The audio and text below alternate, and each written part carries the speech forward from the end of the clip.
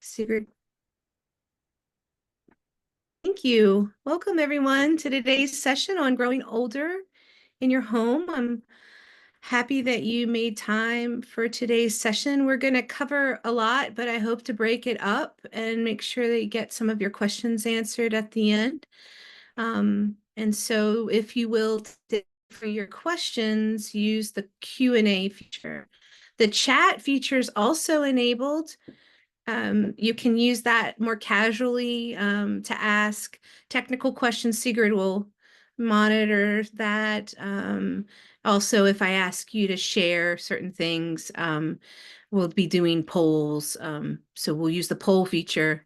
Lots of things going on, but you can put things in the chat and we will try to watch that there too. So welcome. So let's see. Let me get to my slides. Okay.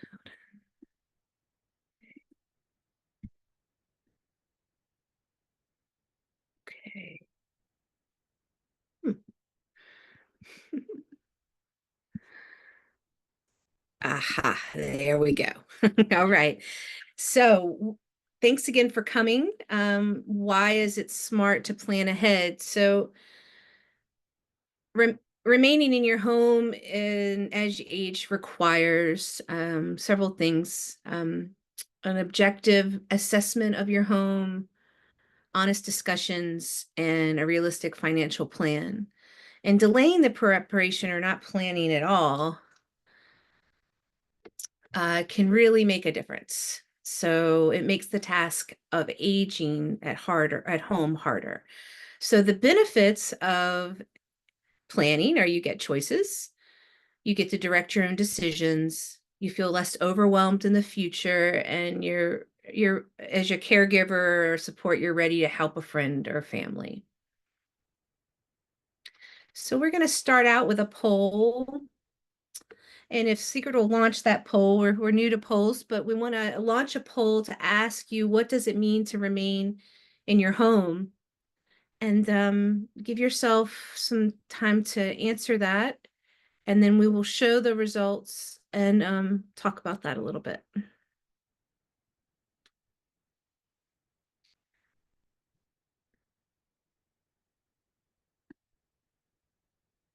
Are y'all seeing the poll?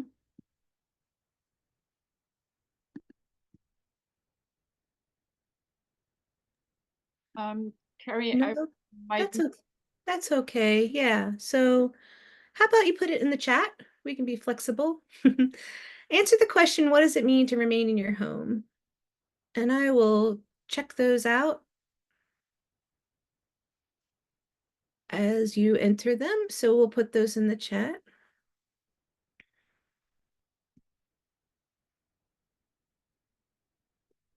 Hmm. Hmm.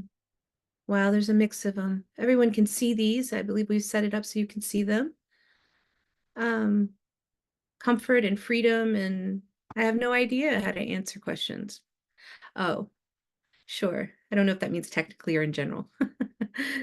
um, so staying where I've made my home here, comfortable with my pets, my books, having access to my little yard where people know to come and visit me.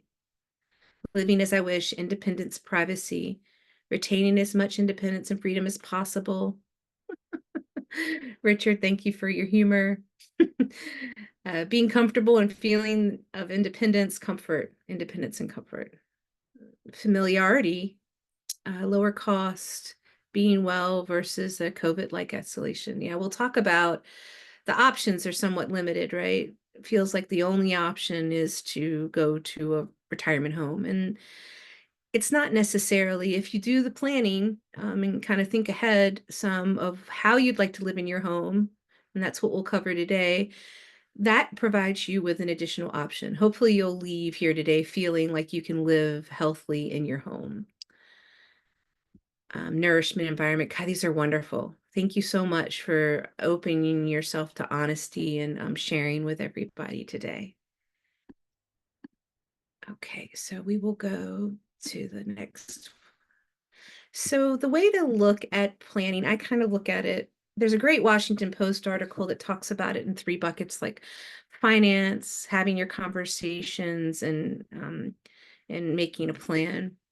I like to think about the plan holistically. It's the structure of your house, um, the size, the safety, and things like universal design, your health and wellness, how you might manage your care in your home can become very expensive.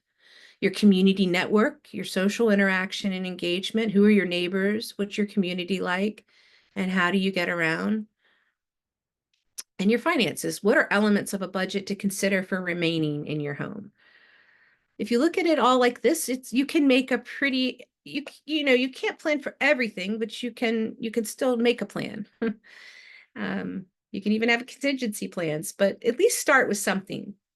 Start with knowing kind of what it is that you want. So let's start with your home. Less than half of adults ages 65 to 79 live in a single floored home with no step entry. And that was from a 2023 Harvard University study. Steps can be a hazard. 1/4 of Americans 65 and older fall each year. Home elevators are an option, but they can cost between $20,000 and $100,000. If that's an option for you, then you might consider that. But remaining in your home as you age requires an objective assessment of your home. So I'd like to start with this home fit guide that AARP offers. Super practical, it's free, and my dog has a thing or two to say about that.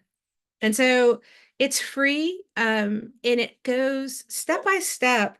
It was created a while ago. So it was before some of the smart housing options, but like smart technology, but it gives basic things that you can imagine would help you support you in your home. It's 36 pages. It's illustrated affordable options to make home comfortable, safe, and great for older adults and people of all ages. And it's in several languages: English, Spanish, Chinese, Korean, and Vietnamese.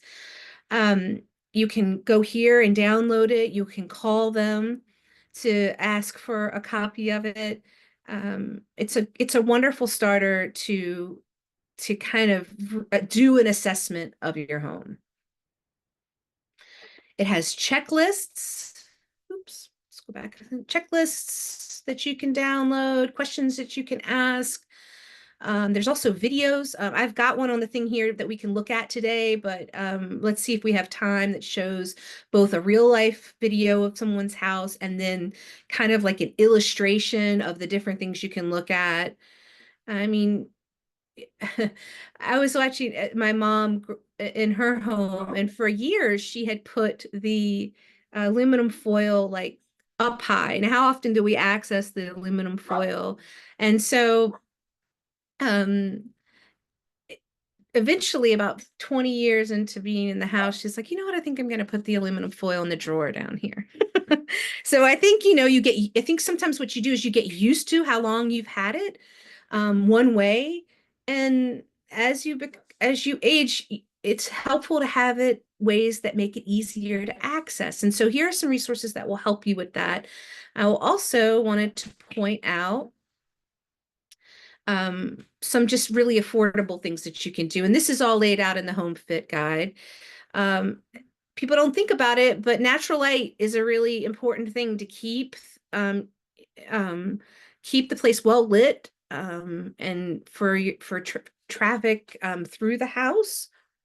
Minimizing tripping hazards like cords and rugs. Everyone talks about that, but it's really important. And you may love your rugs. Your family has had those rugs for years. But as you get older, you want to try to evaluate what is your life like now. A good organizer would say, what are you going to use tomorrow? What is useful for you today and tomorrow? And what are you holding on to that's useful, and maybe things that you might need to let go of? These are affordable things: handrails, handles on cabinets, easy rocker style light switches. These are all affordable. Night lights in hallways. I just put a light in my closet that is automatically turns on when I open the door. I mean, these are very simple, affordable things. For more expensive things, we'll talk about that. You can look at trying to afford that.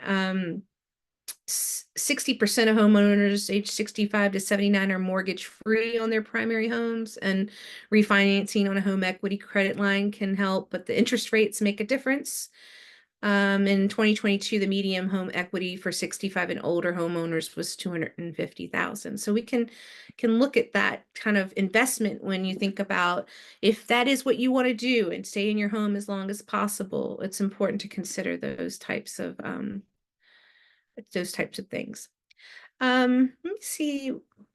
I want to have time for questions. So I'm going to leave these videos and we'll come back to them, and then you can watch them afterwards too. There's this first one is lovely. It's an open floor kind of plan. The thresholds of the doors have that's not raised. They're unraised. The shower's unraised. It's meaning like it's flat to the whole floor of the bathroom. So this is really interesting things to think about. Let's talk a little bit about smart technology. And I have a poll, but I think I'm going to probably just ask you. In the chat, let me know, have you tried smart home technology? Do you not know what it is? Are you interested or curious? How likely are you to use this, like home security cameras, Alexa, asking Alexa to turn on the lights or set a timer with smart plugs? Those are an older technology. Let me see who has that to say. Yeah, you will get these slides afterwards, and you will get all of these links. I think Sigrid has put the slides link in the chat, but you will get all the links, so you don't have to scramble to get them. So let's see what to use. I use some smart devices. I use programmable switches for porch lights, set timers, and with Alexa and using her for music.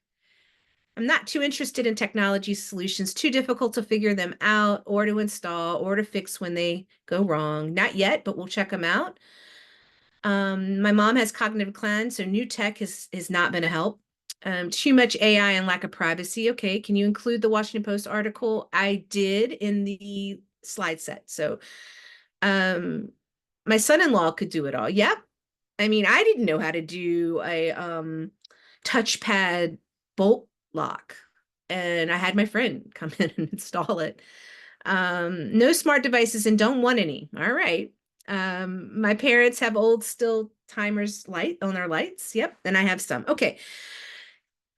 We've come further with them. They're not all incredibly invasive, and some of them can be very helpful. And I want to tell you about a couple of resources for that. Longevity Explorers is a group, and there's a link to this at the end of the slide set that I'll give you. And they get together, they're a group of retirees in the Bay Area, and they get together to talk about different technologies. A Bay Area group that gathers and they discuss and review improved technologies.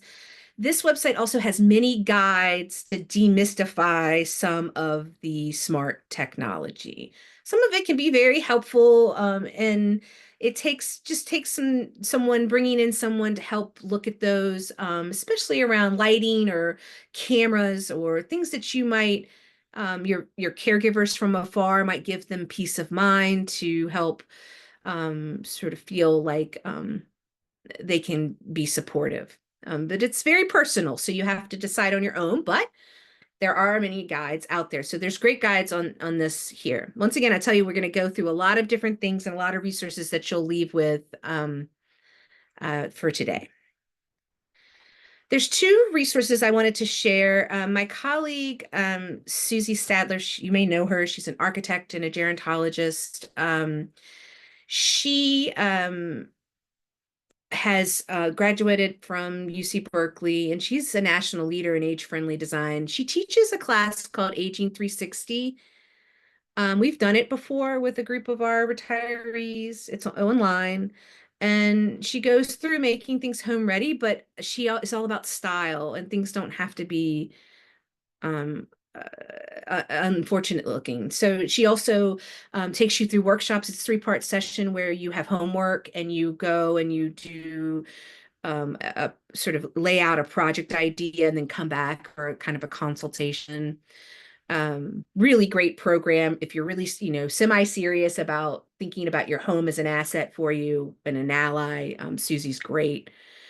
And then I don't know if many of you have been by Lowe's lately and seen some of what they offer, this Lowe's livable home services. So they've basically set up a program where you can go online, you can search all these different kinds of products. And when you will go to purchase it, you can click on install, and they will send a person to help you install the product. And most of these people are what they call um, aging in place specialists. So they're kind of have a a carpenter background, a handyman background, a handy woman, handy person background, and they have some training or certification in aging in place. So it's something worth looking into. Once again, all these links are in the slideshow. If I can get back to my, all right, oops. So Aging 360 is here. The Home Fit Guide is here. Aging in Place Specialist, you can actually call, or there's a link in the bottom of the slides where you can look for um, different aging in place specialists.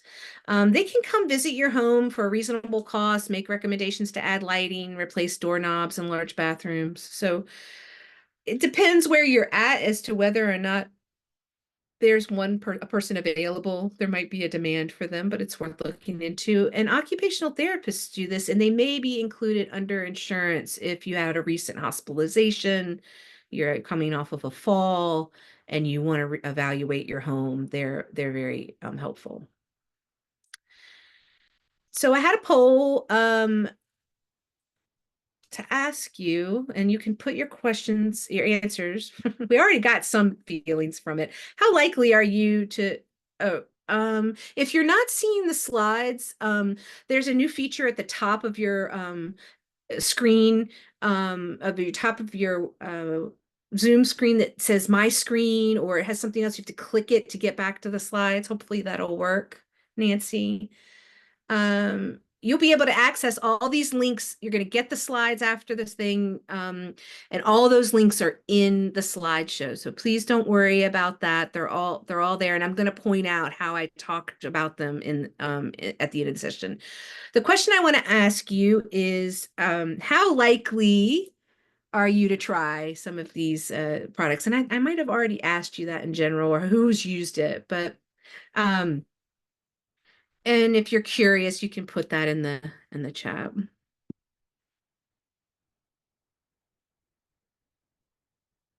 I'm just looking at some of the questions. Okay, good. Some people are putting in questions that they want to ask. That's fine too. If there's things that you want to cover. Reverse mortgage info.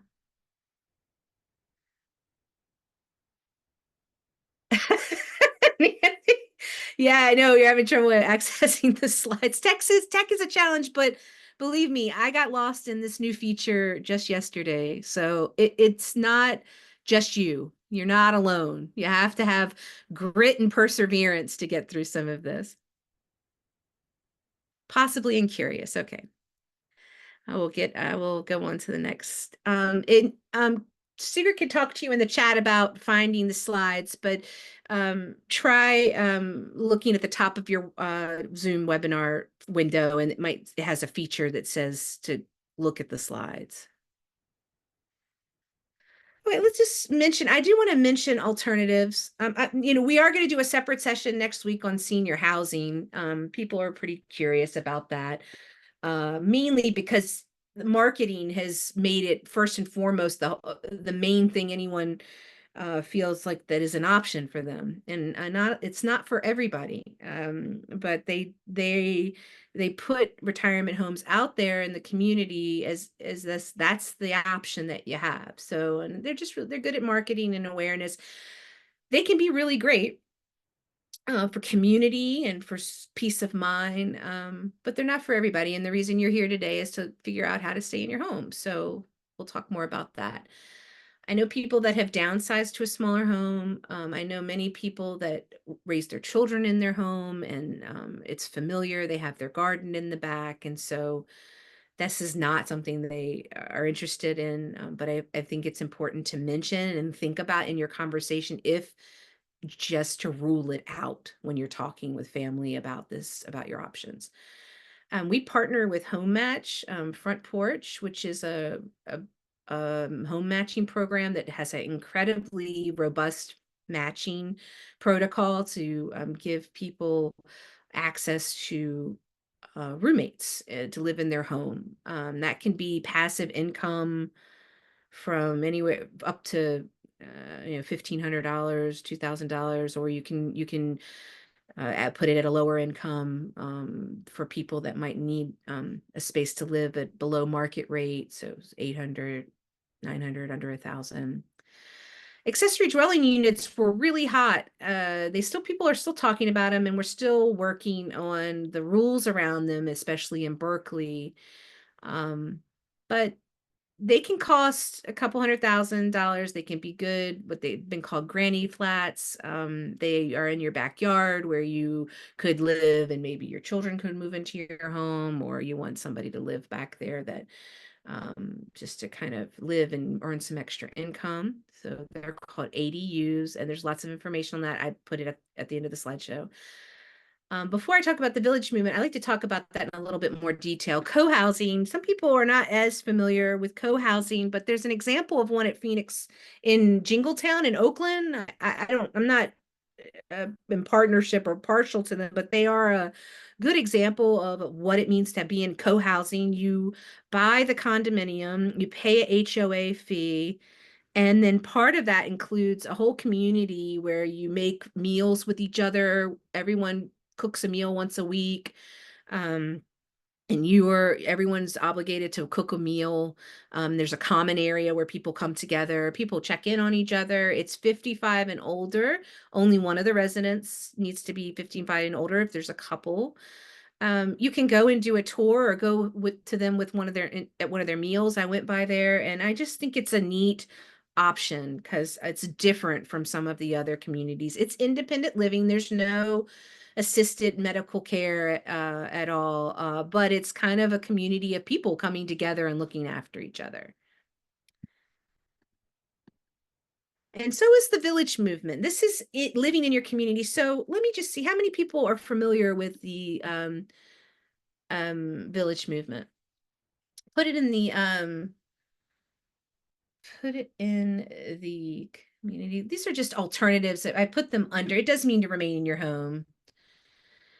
Oh, right. Well, good. I love educate like Ashby Village. Yep, Richard. Okay. Robert volunteers for SF Village. Oh, summer. So I love the people that haven't heard the village movement. I love to let them know about that haven't heard about it. So I'm going to switch over to my slides and talk about that. So it's a membership community. It's not brick and mortar. It's a membership community, and it's peer-to-peer. So older adults in the community looking after each other. There's membership fee. They rely on the relationships of each other of their volunteers. There's no fee to be a volunteer to help with people. Memberships dues range. They really do, depending on if you're in Orinda, there's one called La Miranda. If you're in Berkeley, there's Ashby Village. Ashby Village now serves Oakland, further out just beyond Berkeley, Alameda County, most of it, I believe. And SF, there's 2 in San Francisco. If you want to find your local one, there'll be a link. You don't have to jot that down. It'll be on the slideshows, and all you got to do is click and go to them. It's not health care, but it's more about people supporting themselves and staying engaged. So they do help with transportation. um, to the grocery store, light gardening, small repairs, assisting members with doctor's appointments, computer and electronic assistance, companionship, food prep, pet care, reading aloud, healthy aging activities, gentle yoga, tai chi. I can't say enough about the villages. As a gerontologist, it is an ideal setup for helping you support you in your home. If you I don't know how some people feel, they see the annual membership and they're not sure that they can put it, afford it, but they could volunteer. But if you look at what the entry fee is of, and we'll look at that, of an assisted living, and a monthly fee of that when you no longer are able to stay at home, if that's an option, this membership fee looks super affordable. And in terms of planning and keeping healthy and staving off the need for some higher level of care.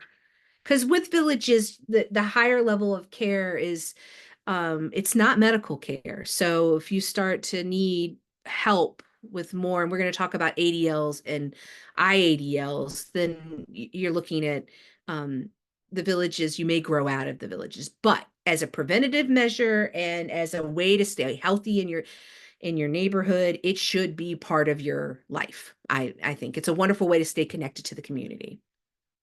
And they don't give us support to say that. I've always been a big fan of the villages, and we have many that are members here on the call. So let's talk about your health and wellness and what it takes to. Let me pause really quick though, because we're at the half hour. And see if there's any questions in the chat, or try to put them in the Q&A if you can. It says Q&A.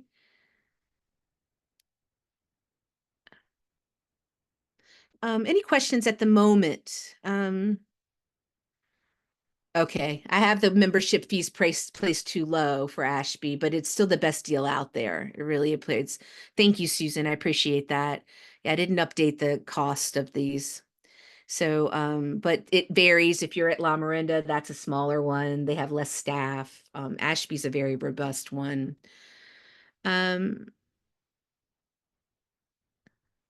Assists in creating the value to Berkeley assessment for any faculty member undergoing a retention case.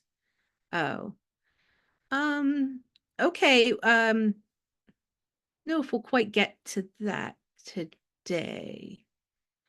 Does Belmont Village have similar services? So Belmont Village is different from Ashby Village. We're going to talk about assisted living memory cares. Belmont Village, which is a university affiliated community, is brick and mortar. It's over at University Village. Ashby Village is community based, and the volunteers are in their home. There is a staff. They do have an office, but it's not where you live. Oh, okay. Thank you for that. I was like, wow, thank you, Anonymous. I didn't think we would be able to answer that in today's session, but if you want to email me, I'm happy to help. Will you automatically send? Yes, we will send the slides. In fact, I have already sent them to you in the latest reminder for this event. It'll have all the links in it. So it's $750 for a single, $1,200 for a couple. Okay, thank you. Any other questions at the moment? Clarification? And Ashby Village has a lower income option. It's called It Takes a Village. Thank you. I think y'all can see some of these chat messages in here too. Oh, Pamela, it seems a little expensive. Well, I encourage you to go look on the membership benefits for the village. If you don't, one good way to learn about it is become a volunteer. They need lots of volunteers to help. And then you can kind of see, they have a wonderfully well-organized volunteer program. No, SF Village, Charlene, thank you.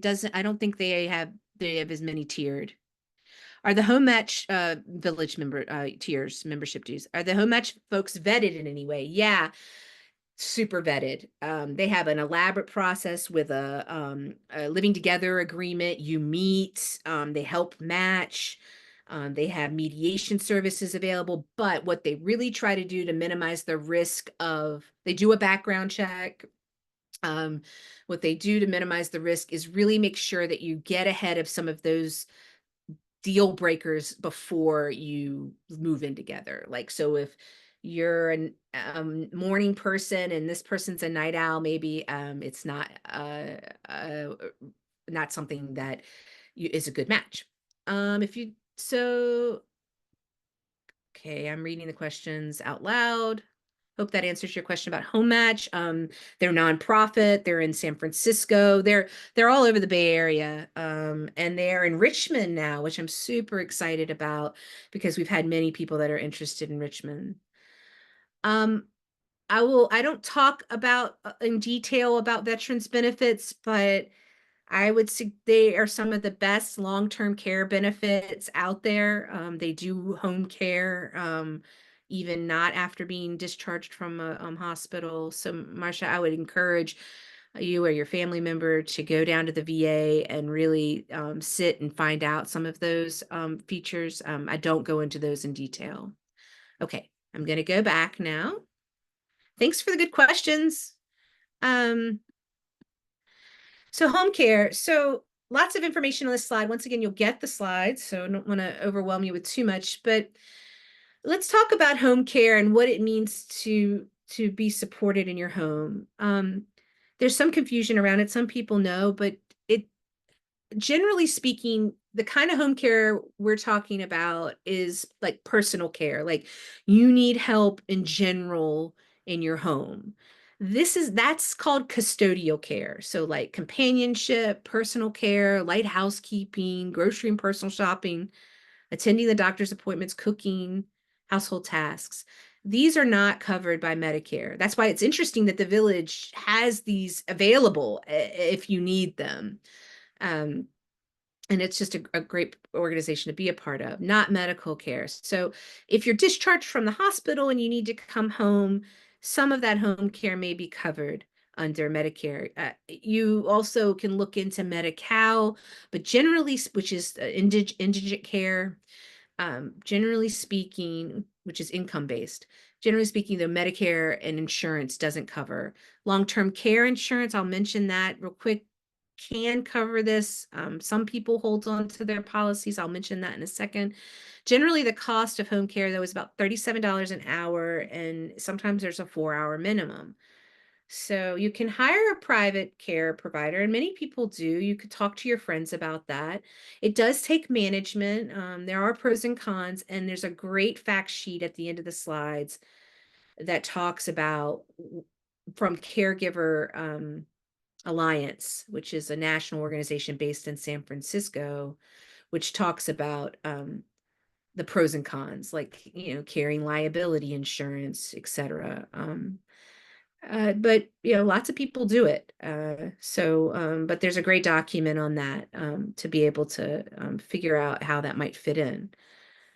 I know some people mention I'm gonna hire a nursing student and they're gonna come in and they're gonna live and I'm gonna give them reduced rent. And I mean, my personal thoughts about hiring a nursing student, it may work for some of you, is just because they're a nursing student, I mean, it doesn't necessarily qualify them for providing some sort of medical care if it's needed, light stuff, like transferring. Say you need to take a bath and they're helping. That takes skills. You don't want them to hurt their back. You don't want them to hurt you. But if you would like to have a medical student in your house just to earn some extra income, that's like home match. I mean, that's not a bad idea. But I'm cautious about sort of this idea of getting a nursing student in. But maybe some of your friends have done it and they know the tricks about it.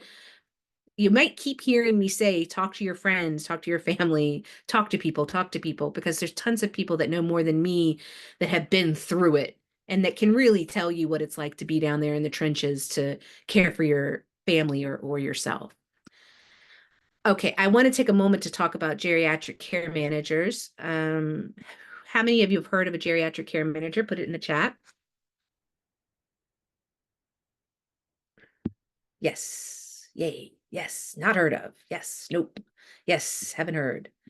Ah, I love to tell people about geriatric care managers too. We had one for my mom. Good, Anne. Was that a good experience? No. Let's see. Charlotte, no. We were told students were a bad idea given that they had no license and there'd be a liability.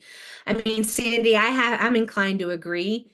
I talk to a lot of people that kind of have it in their mind as what they think they'll do, and they have this loose idea of what it means. If you're going to do it, plan for it, think about it, think it through, because it's a little bit more complicated than you might think. Not you. Let's see. Yes, the care manager was great.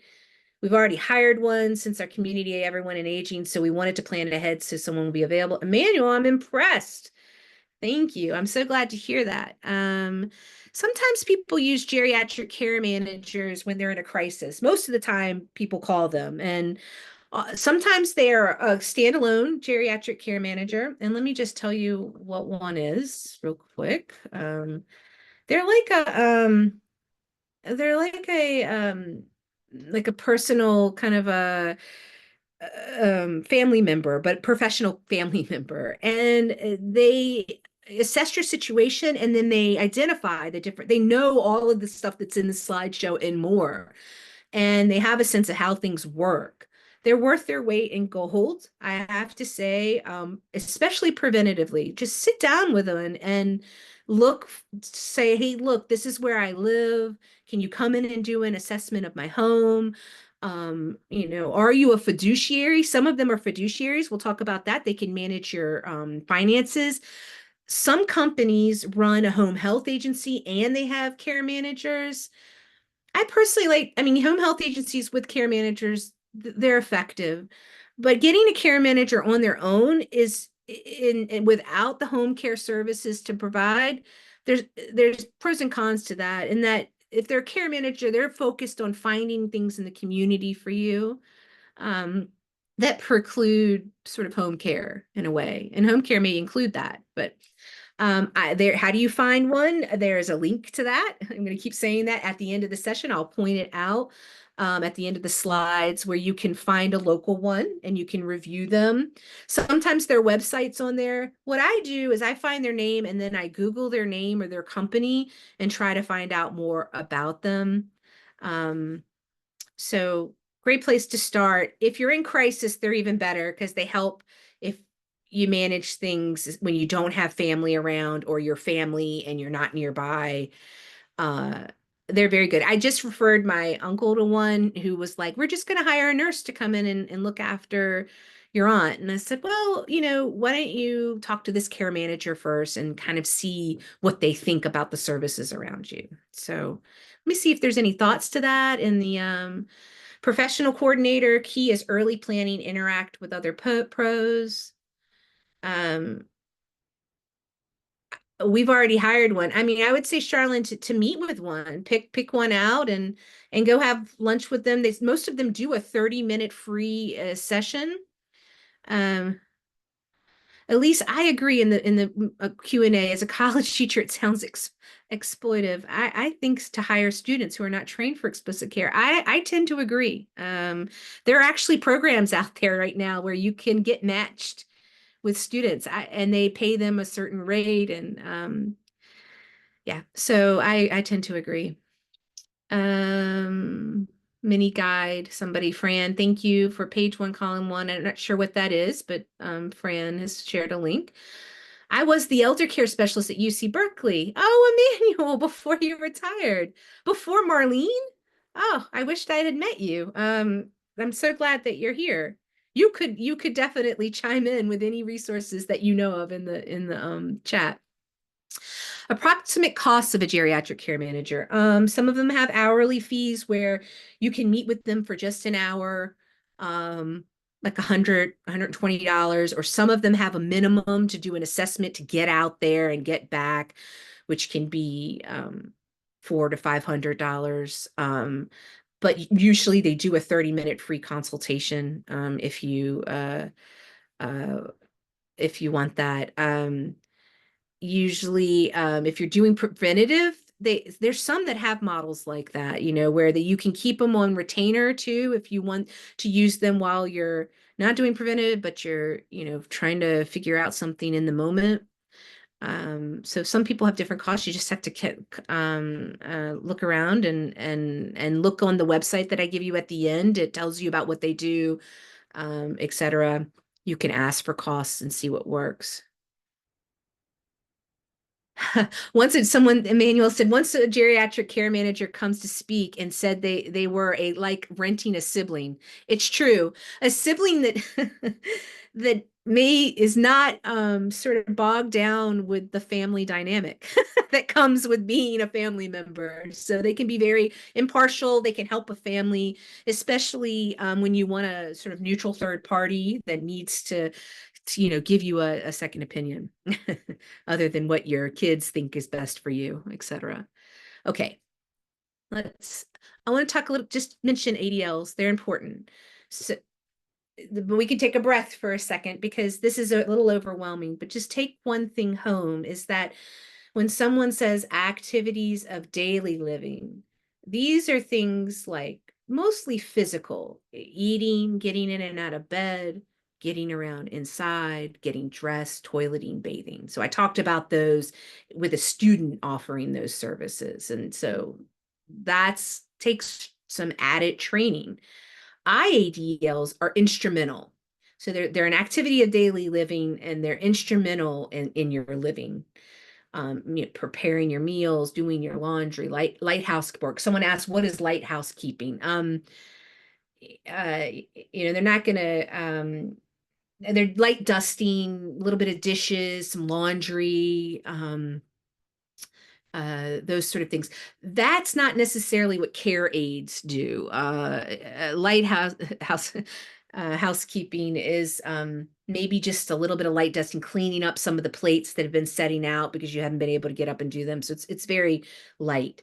Money management, medicine, telephone use, getting around outside. So keep this in mind. You'll have this slideshow at the end. When you go to talk with a care manager or even go to a retirement home or talk with people, they're going to talk, or your long-term care insurance policy, if you're reading that in great detail, they're going to talk about ADLs and IADLs and how, depending on how many ADLs you need support with, usually the support care and the cost is different. So I just want you to remember that's a lingo and language that's used when talking about long-term care.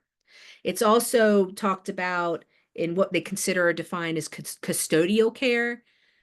The things on the right, that most of what things people need help with, the IADLs, like in the beginning, that they can stay in their home, but they need help, a little bit of help.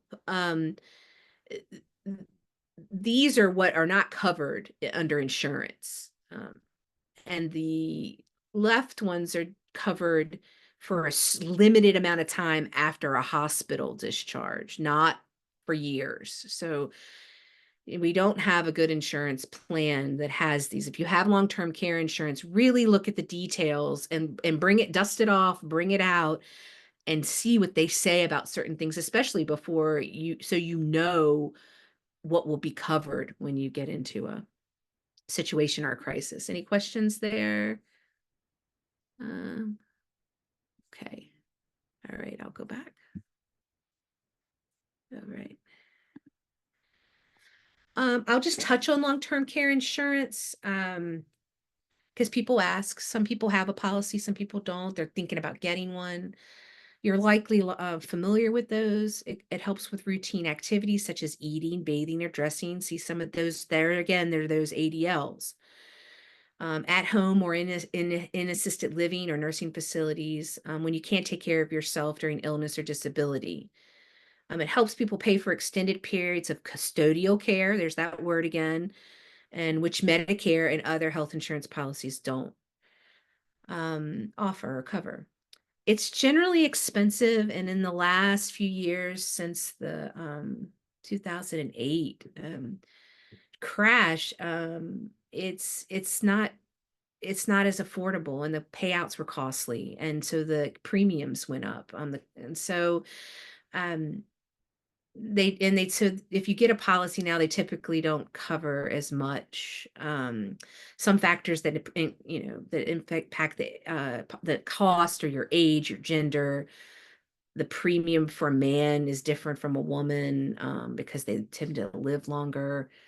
Inflation protection, deductible elimination, etc. So it all depends on that. It's so it's hard to say whether right now CalPERS, which for UC is used to be you could purchase a long-term care insurance from them. They are no longer offering that or open to it because of the costs. So these two resources, though, if you are interested in learning about a long-term care insurance policy, this guide is you'll get the link to it. It is a great consumer's guide. It is a long time used one, and it goes in great detail.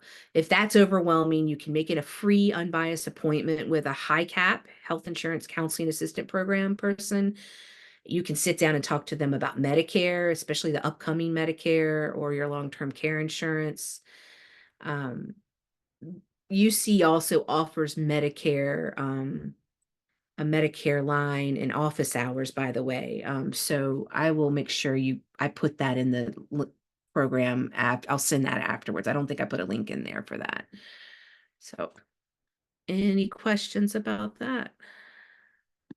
Can you speak to the idea of long-term care self-insurance? Yeah, I mean, what resources do I need to better off under self-insure? So that's a good question, Richard, because self-insurance, instead of buying a policy, I think is what you need. Nancy, I'll get to you. I love your sense of humor, Nancy. It's going to get you far. It's probably gotten you very far. I hope that's part of your sense of humor. Is self-insurance. I'm going to give you a couple of slides here that give you what the average cost is of care, and then what it costs to run a household, different age ranges. And then the third session in our series will include my good friend Julie Minnick, who runs care management and fiduciary business, and she'll provide sort of a budgeting sheet technique for thinking about which of these is more affordable. If you love spreadsheets, you're going to love Julie's presentation. One of the things that it doesn't include is IADLs is help with computer. I'm otherwise independent, doing a lot, but I find even navigating, listening to you, writing notes, following links. Okay, Nancy, you can let go of the links. It's okay. You don't have to click on those. They'll all be there afterwards, except for the ones in the chat. But I get you. I know it is overwhelming. This is a lot of information too. I will tell you that. But if you have questions about it and you get the slides down and you want to shoot me a question or something, I'm happy to answer any questions or set up a 20-minute Zoom or something and go over some of this. Yeah, we could talk about how reliant we've become on computers. It requires skill building. It really does. So I understand where you're coming from, and I know you're not alone in that. But there's help, so just ask for it. I think you're independent, but I think it's okay to ask for help. Can you share the slide with friends? Yeah, I'm happy to let you. Let's spread the word about these things. Thank you for that question. And how do we reach the advisory personal coverage of CalPERS? That number is at the bottom of the slides too. Sorry, I know you want to be able to see those, but that's there as well. And okay. All right, I'm going to touch on your community network and social engagement. Then we need to get to the finance part. So when you're thinking about your home and your community and your network, you want to think about also your transportation. I did some math. Car is very important to people. I mean, I don't own a car in San Francisco. I mean, there's plenty of public transportation. I rent a Zip car, you can rent them off the street. You can get those in Berkeley. They have those as well. And in Oakland, they're around the Bay Area. I mean, you have to get to them. But the average cost for transportation when driving your own car can be around $600 a month, if not more. it's just something to think of. I mean, you've lived with your car forever and it is your source of independence. So I get that. That's hard.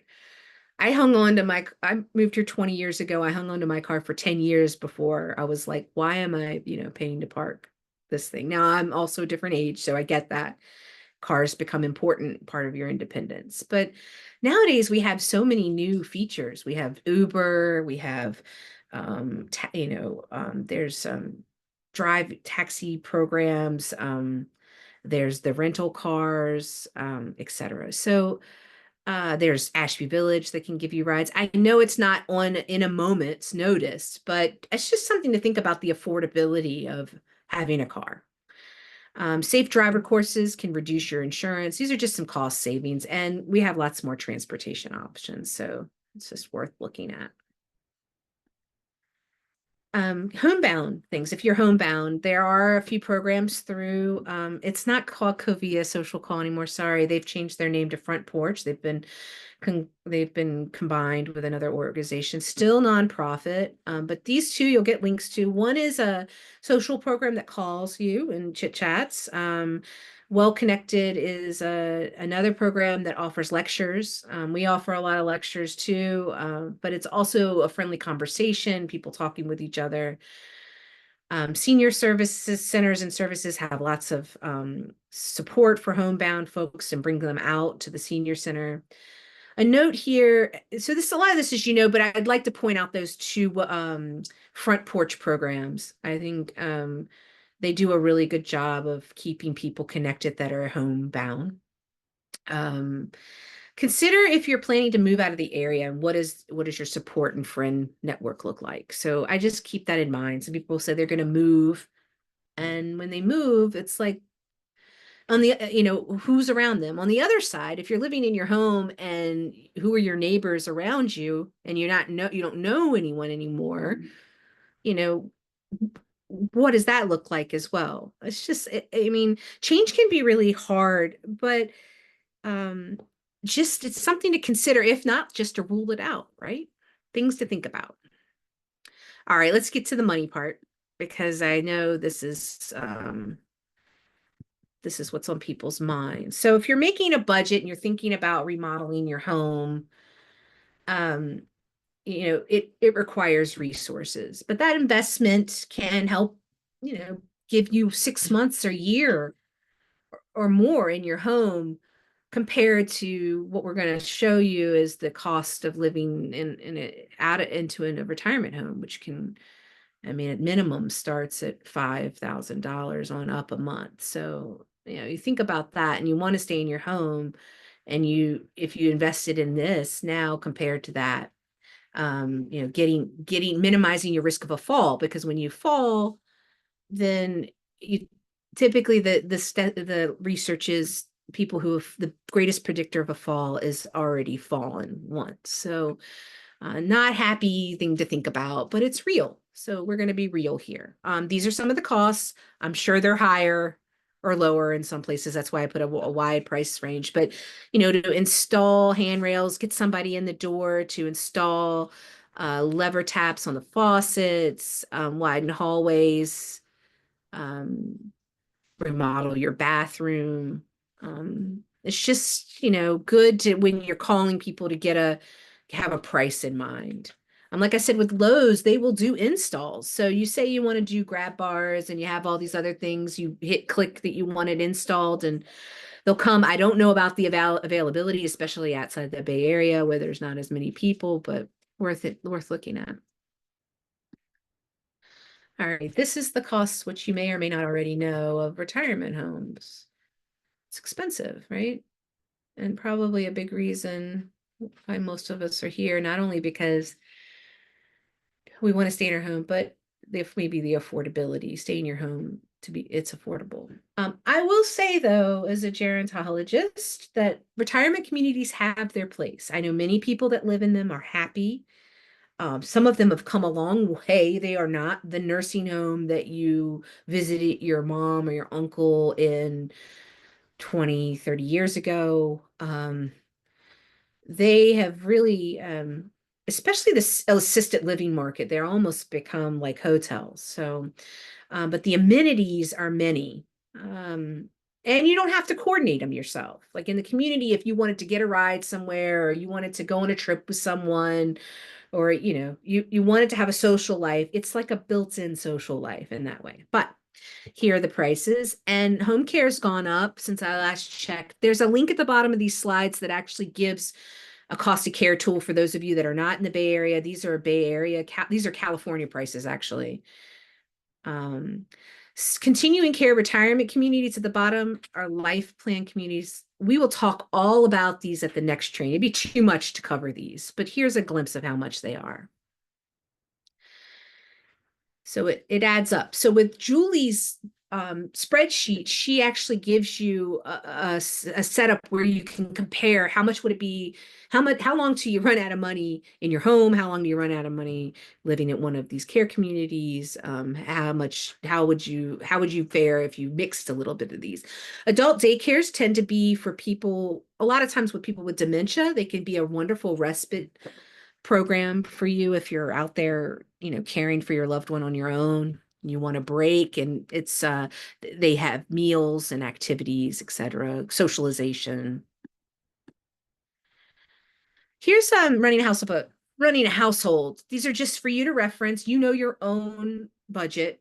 So, but if you're you'll notice as you get older, it gets to be a little less, and actually your health care can remain the same. I know that's scary, kind of trying to anticipate how much your care is going to cost. So this is another great sheet for just getting an idea of it, and you put your numbers in and see where it goes. This is a link to the Bureau of Labor Statistics expenditure surveys. It's there. It's got much more detail.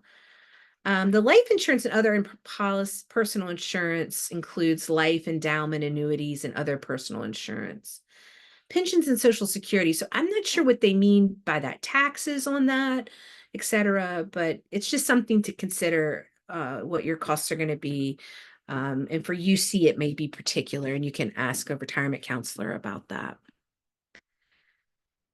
How to pay, it's hard, but home equity conversion mortgages, or if the interest rates are right, can be helpful. Long-term care insurance, veterans benefits, and there is an IRA medical expense deduction. I am not an expert in this, but if you want to ask your tax advisor about that, you can see if you can get these take penalty-free distributions from your IRA to cover these expenses. So, and I'm sure that's age regulated too. Okay. So we've covered a lot, and it's right at 11. So I want to make time for more questions, but okay, that was a lot, right? But to refocus yourself is to just sit down and really think, okay, this is like when you go to look at all these resources, I mean, I get overwhelmed, so you will likely too, is that just ask yourself, what do you love the most in your life? I mean, it seems a little cliche, but it's not, because it will center you in deciding, what is really important and what is just maybe habit or, lack of change. And what do you love most? It may be your plants at your house, your grandchildren nearby, um, your friends, living next to your favorite coffee shop. What community amenities are important to you? So what's important around your community that you need? And if you're going to move, this is a big question too. What is my community providing me to help me and support me? So this slideshow is full of resources. Will my friends or family be able to help out? I would encourage people to ask, who can help you? People are happy to help. They just want to be asked. So don't be shy. You're independent, you're strong. It's not an indicator of who you are. It's don't be shy. Ask for help when you need it. More than likely, people are so happy to help. And a geriatric care manager is where to start if you're feeling like you don't want to manage this on your own and it's a little overwhelming. So here are all the links. Home remodeling costs, making your home senior friendly, the smart home technology, finding an aging specialist, the Lowe's program, calculating your costs, the long-term care insurance guide, what is a home equity conversion mortgage, in-home help. Here's that document I said, how do you hire someone in home, with creating an agreement for a caregiver? Can you afford a home care worker? Those are great resources from caregiver.org, which is the Caregiver Alliance. More about geriatric care managers. I put this here because now there are popping up websites, which is an open marketplace for hiring a care provider. The difference here is that they don't typically carry insurance policy. They're not embedded in a care management group. They're doing it on their own. So they're vetted, they do a background check. But the advantage of this is of being in a home care agency with an agency is that if Laura, the home care person, can't show up, they have somebody that can come in their place. This requires more your vetting but there's personal reviews. It's like an open marketplace for hiring someone. It varies whether or not care providers have their insurance through payroll, taxes, and background checks are taken care of by the company. So you just need to look at that. I don't know where these at. Last time I checked on these are a few years ago during COVID. So I check back and see where they're at and if they're continuing. But I'm sure those will continue to pop up. Medications organizing. You can ask your pharmacist to put your medication in pill packs, or you can look into pill packs. Here's some more transportation programs.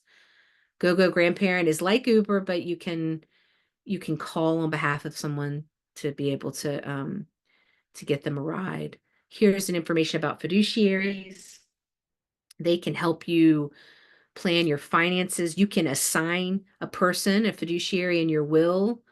Basically, you might want to designate your loved one, whoever is that you're going to have manage your estate, and then list several fiduciaries that can help you with managing your finances. I know this is a lot. So then last one is the senior move managers. They can actually help you downsize and move. And there's a whole list of those too. And these are some local contacts. Okay. I know we're over the hour, so I want to be mindful. But if you want to hang out another few minutes, I'm happy to answer more questions. How do you save all these links? Nancy, those links will be in the slideshow. I'm going to give you the slideshow afterwards. So you will get that after this, and you can print it out or you can click on the links. I'm going to stop sharing. Stop share. Okay. All right. Let me look at the Q&A, and if you want to hang out, I'll answer some questions. Can you talk about the difference between some of these categories? The categories of housing, Elise, the long-term care housing. Yeah, we'll do that at the next one. Yeah. We'll do that at the next one. There's a lot to understand, and I would just overwhelm you with that. And we'll have enough time to ask about the different ones. Generally speaking, they are not covered by Medicare. So they are typically out of pocket and private pay or a long-term care insurance. The driver course, I think I did at least put the driver course in there at the end. So I'll make sure to check on that. I have a friend who is a fiduciary for the county of Alameda. She has emphasized that there's a dire lack of such people, so it can be hard to find a fiduciary. Yeah, it can be. They're unique. In fact, a lot of them are aging out, I guess you could say, in a way.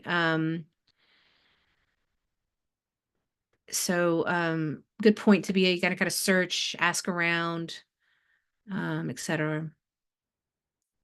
Look for one though that I think they called it consultation only. And when you look on the fiduciary website, that they don't sell any products. They just give you advice. There's less and less of those too. Any more questions? Let me see who's still on. We still have 90 people on the call, so throw them at me. Richard, what was the point of the poll? I don't know, to engage you, so you're not just hearing me drone on. So There you go. Hopefully that was helpful. Tabia said, through experience with my mother who lived in memory care, there never seemed to be enough caregivers to help her. Yeah, I think if you were alone and on your own in long-term care, I'd say you're much better off if you have an advocate and a caregiver.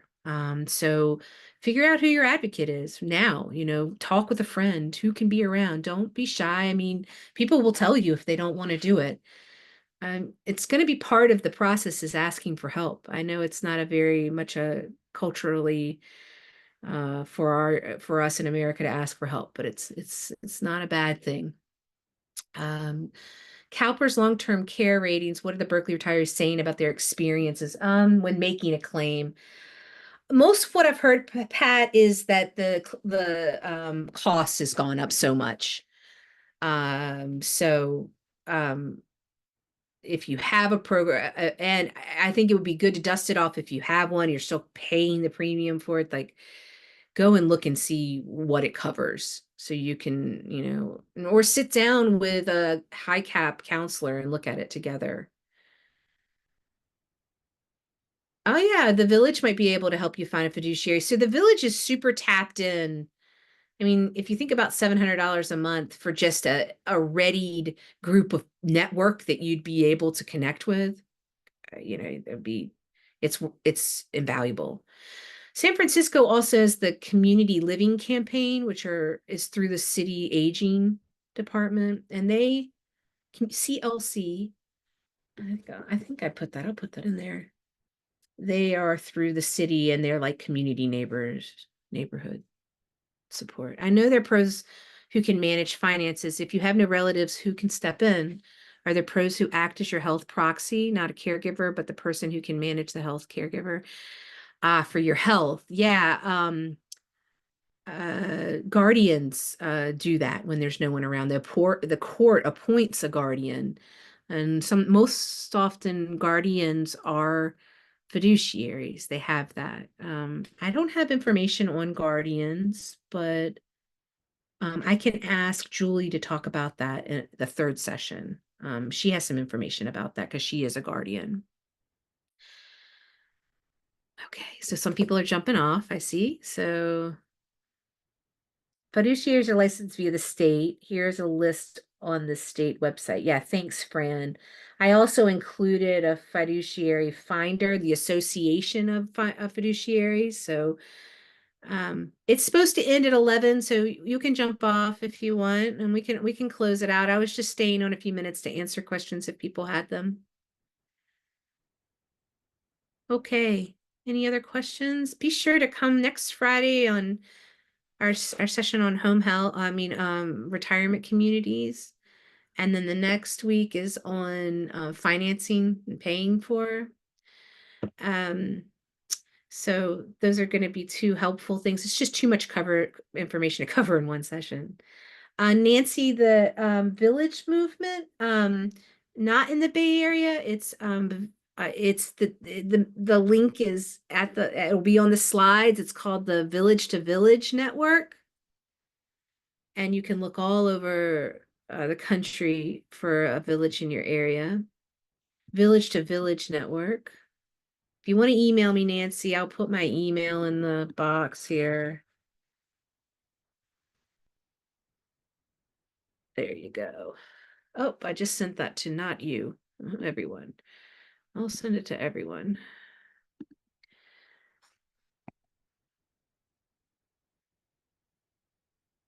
There you go. All right, everybody do we need to register again for the next two Zooms? No, I think it was a checkbox that you checked which ones you wanted to register for, Harvey. But email me if you want to know, check and see if you're registered for that.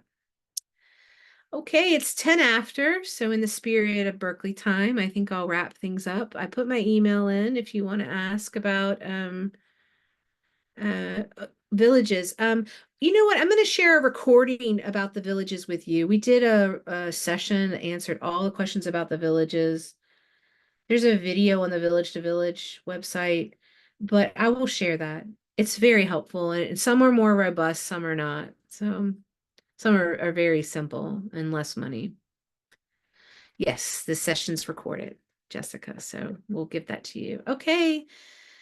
So much to learn. Thanks, Charlotte. I know it's a lot, but you're here, right? You showed up, and that's the first step, is recognizing that you can control some of your decisions. Some of it can be a little anxiety producing, but you can manage it, or you can hire a geriatric care manager. They're great. So you're not alone, but you came today, and that's the first step. So, okay, all sessions are recorded. Yep. And we'll send them out maybe a week or two because Camille is out of town. So I might need help with that. You can, Elizabeth, you can email me if you have more questions. It's Cary Sweeney at Berkeley. There you go. All right, everyone. Well, thank you for joining. I look forward to seeing all y'all next week. And enjoy the weather. Stay cool. Take care. Bye.